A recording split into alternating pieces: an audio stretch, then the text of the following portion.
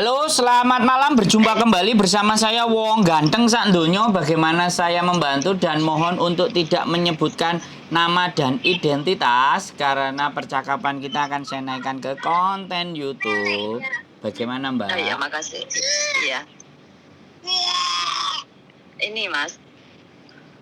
Halo? Halo, saya mendengarkan dengan Iya. seksama. Iya. Harus nyebutin nama saya ya? Jangan, kan saya sudah Maksudnya bilang. nama enggak?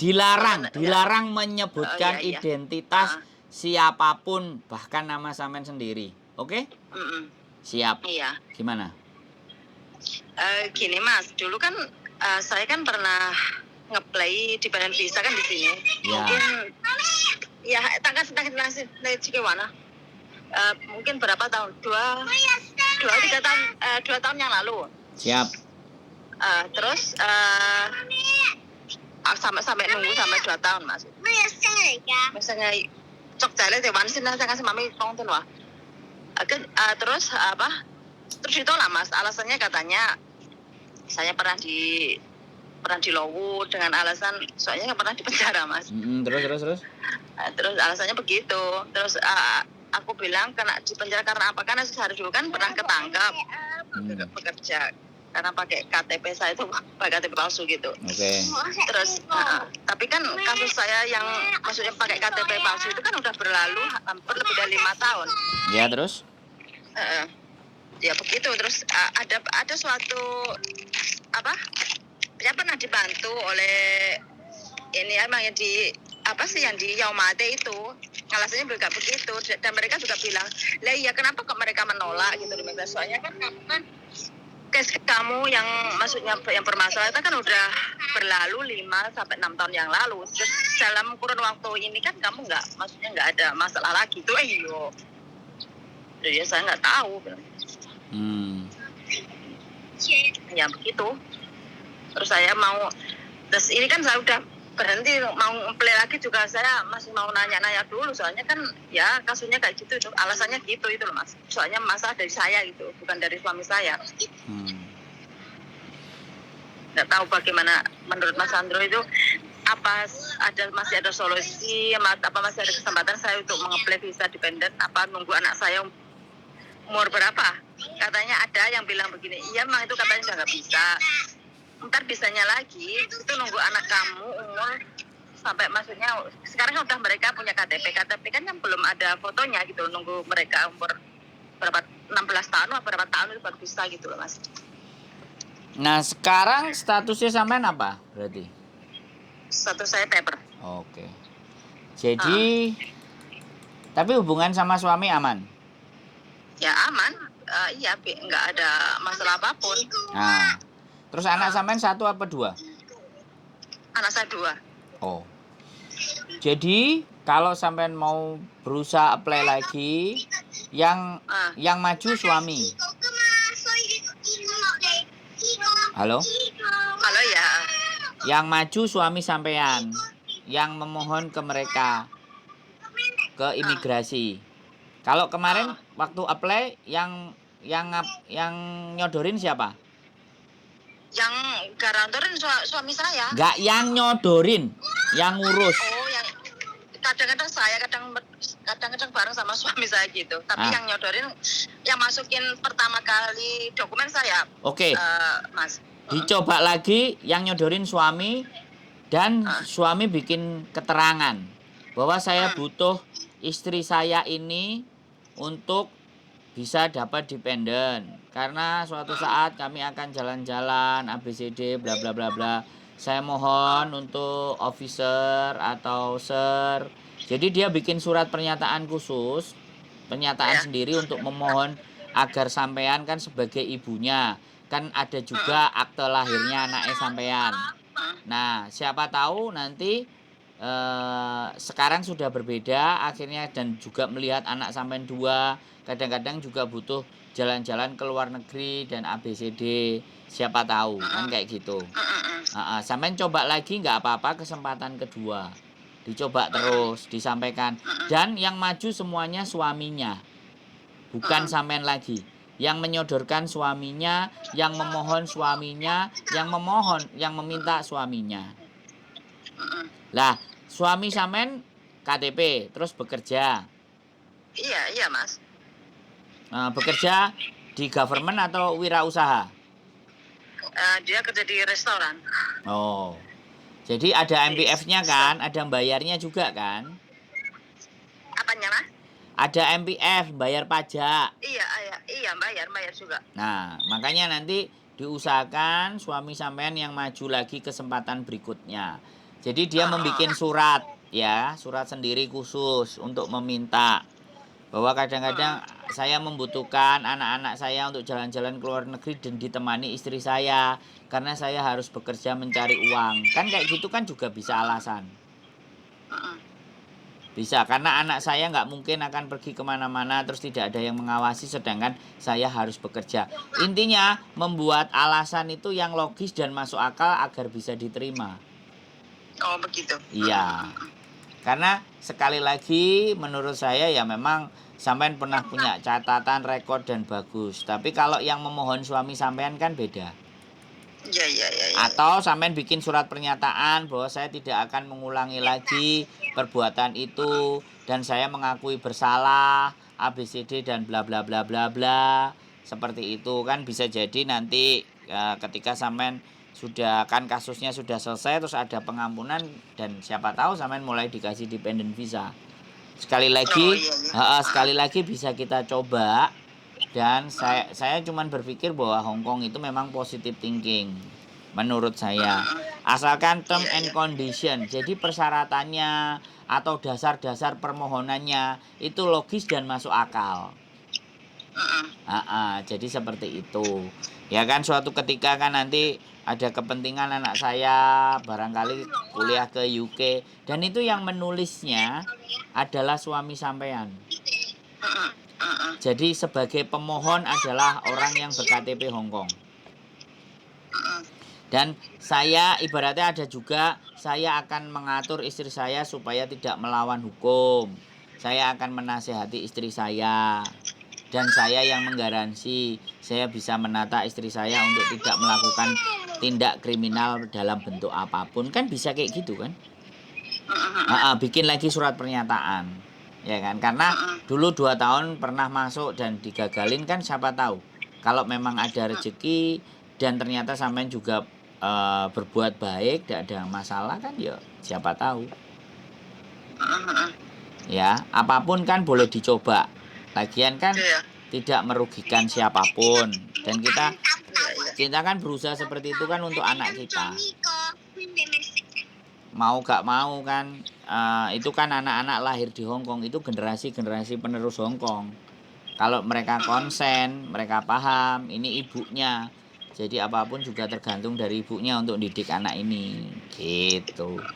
Karena kesalahan satu seret aja kan catatan itu nggak bisa hilang gitu loh, Mbak.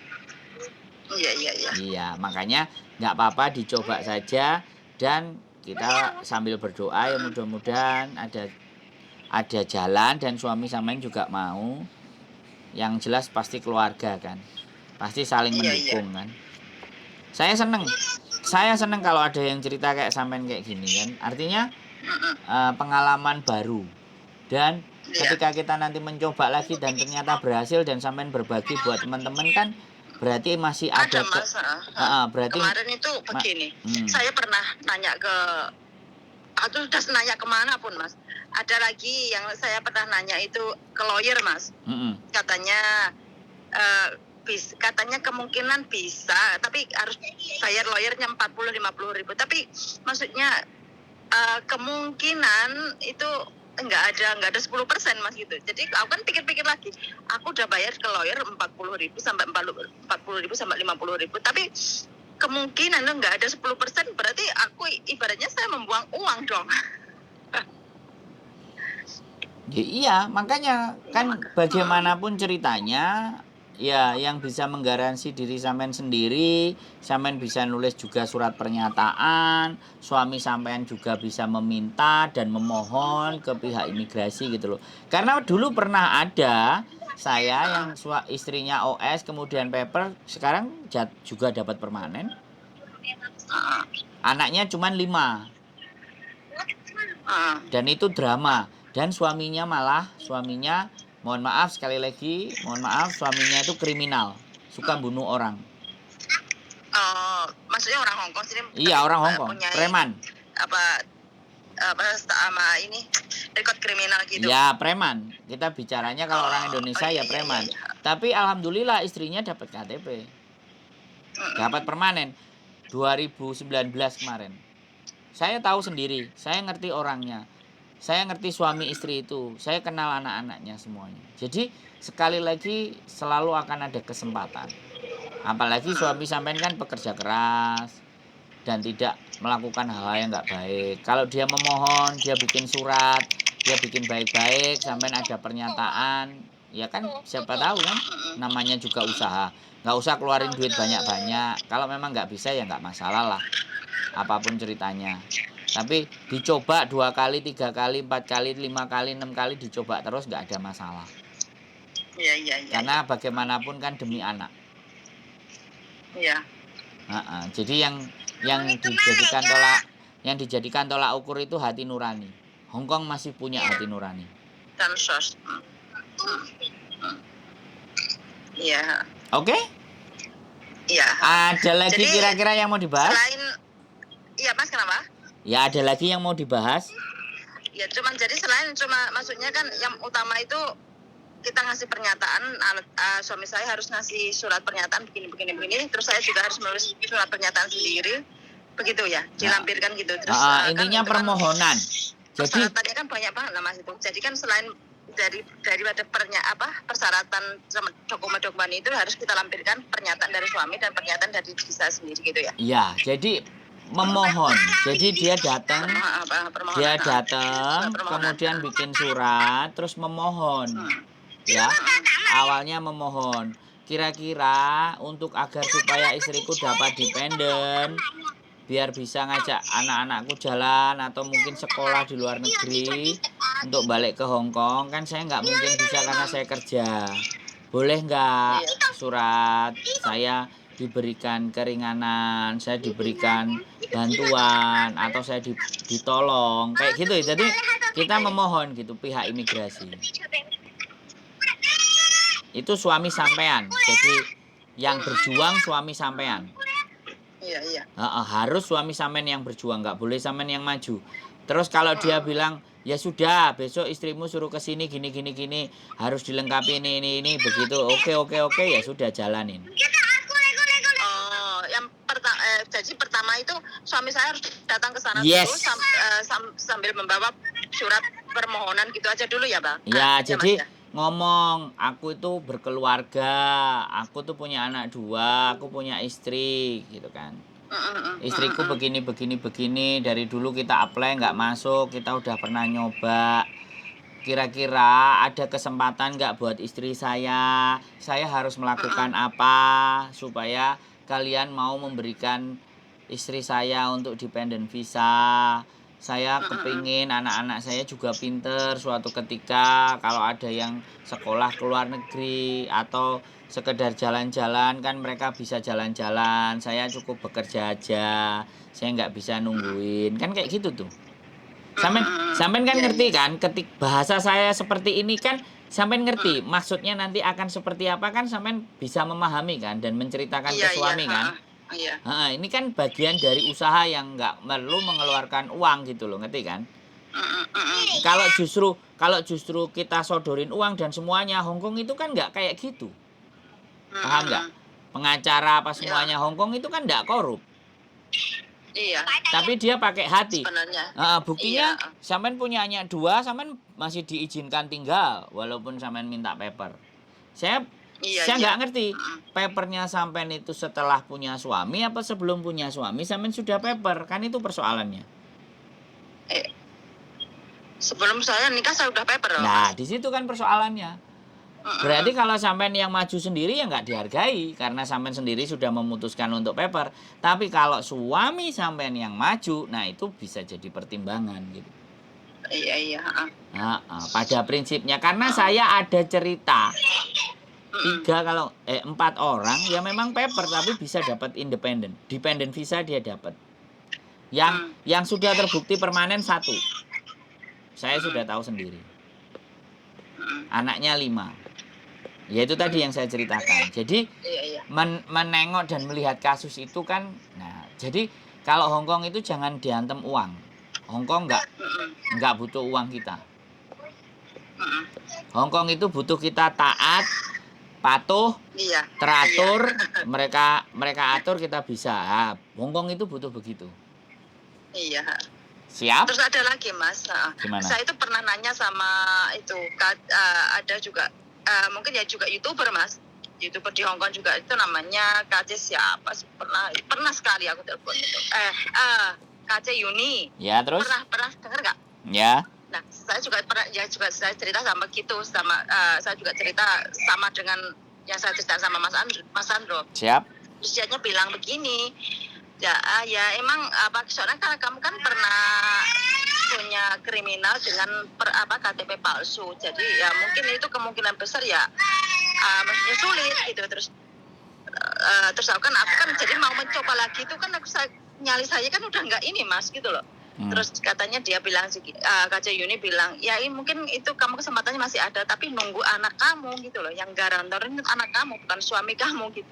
Jadi kan dari situ saya udah nggak punya nyali. Terus kemarin ada teman saya itu WA ke saya, soalnya teman saya itu pernah juga Mas Sandro yang bantu gitu. Dia mau pulang ke Indonesia, terus dia kan lagi ngurus dokumen di Kolon B. Terus dia kan kemarin WA ke aku, Mbak, kenapa sampai nggak nge-apply visa dependent? Aku udah pernah tapi alasnya begini-gini. Coba KC nge-apply lagi, minta bantuan sama Mas Sandro, soalnya banyak yang dia bantu, dia maksudnya berhasil. Ya udah coba, saya kemarin minta nomor WA-nya Mas Sandro sama teman saya. Bagi saya nggak ada masalah, tetapi sekali lagi ya saya menjadi manusia selalu berpikir ada hal yang baik yang bisa akan kita terima, tetapi semuanya butuh jalan dan proses.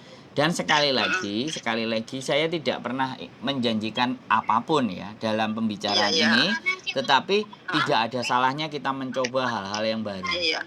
Ya kan? Itu kalau saya prinsipnya, karena saya nggak mau orang yang mati gaya. Saya harus punya banyak gaya. Yang jelas, yang penting gaya saya tidak menyakiti orang lain. Yang penting gaya saya banyak membantu orang, kan seperti itu. Anaknya nggak bisa bahasa Indonesia? Ya 99% bahasa sini. Biasanya cuman kayak saya ngomong sama dia makan. Kadang telepon sama keluarga ibu saya di Indonesia itu, assalamualaikum mbah gitu ya. Ya diajari lah. Bahasanya iya. Ya diajari dikit lah. Kan dia campuran anaknya orang Indonesia sama Hong Kong. Ya sampean ajari mumpung masih kecil. Bahwa sampean orang Indonesia, saya sampean dulu bagaimana dan seperti apa, kan boleh. Ya itu kalaupun sampean mau ngajari sih, tapi ya saya nggak harus maksa. Jadi seperti itu ya Mbak. Jadi apapun ceritanya, menurut saya sampean coba lagi 1 tahun dicoba lagi, nanti 2 tahun dicoba lagi, 3 tahun dicoba lagi. Lama-lama kan mereka melihat kesungguhan. Ya kan kita nggak ngerti apakah 2 kali mencoba berhasil, atau harus 3 kali berhasil, atau 4 kali berhasil. Yang jelas ketika sampean mencoba sekali lagi, tidak membutuhkan biaya yang besar ya, cuman effort suami saja. Jadi mengandalkan hati dan perasaan. Jadi kita ngambil bawah kan, merendah gitu. Karena di dunia ini tidak ada yang tidak mungkin. Tidak mungkin itu karena pikiran kita tidak berpikir mungkin. Kalau otak kita berpikir mungkin kan bisa jadi. Oke? Iya, makasih Mas. Siap, saya tunggu kabar. Sesuatu yang maksudnya pengen sampaikan, saya WA Mas Sandro aja ya. Yang penting sebaiknya data sampean, KTP, akte sama surat cerai semuanya komplit, semuanya jelas, nggak ada masalah dari Indonesia. Kalau nanti syarat itu semuanya lengkap, komplit dan ada dan tidak ada perbedaan, kemungkinan mereka akan mempertimbangkan. Harapan kita kan begitu. Oke? Iya, lengkap Mas. Saya belum menikah, masih single juga. maksudnya surat-surat dari Indonesia itu masih lengkap di sini, akte kakak juga masih. Ya oke, dicoba lagi. Siapa tahu Iya. nanti apply yang kedua kali ada rezeki buat sampean, Iya. buat anak-anak. Kan saya juga ikut senang. Apalagi kalau di traktir kopi, malah senang lagi saya. Iya. Oke? Iya, makasih Mas Andro ya. Ye, sehat selalu, matur Iya. sembah nuwun. Ya, makasih ya. Ye, Bye-bye. bye-bye, assalamualaikum. Oke teman-teman, manusia memang punya catatan buruk, ya kan? Manusia memang punya hal buruk. Tapi tidak selamanya hidup kita itu juga harus buruk. Tapi kita selalu yakin dan optimis bahwa perjuangan itu mungkin harus dilakukan 1 kali, 2 kali, 3 kali, 4 kali, 5 kali. Yang penting jangan pernah menyerah. Karena menyerah adalah kegagalan yang hakiki. Keep stay tune my YouTube channel and see you next video. Bye-bye.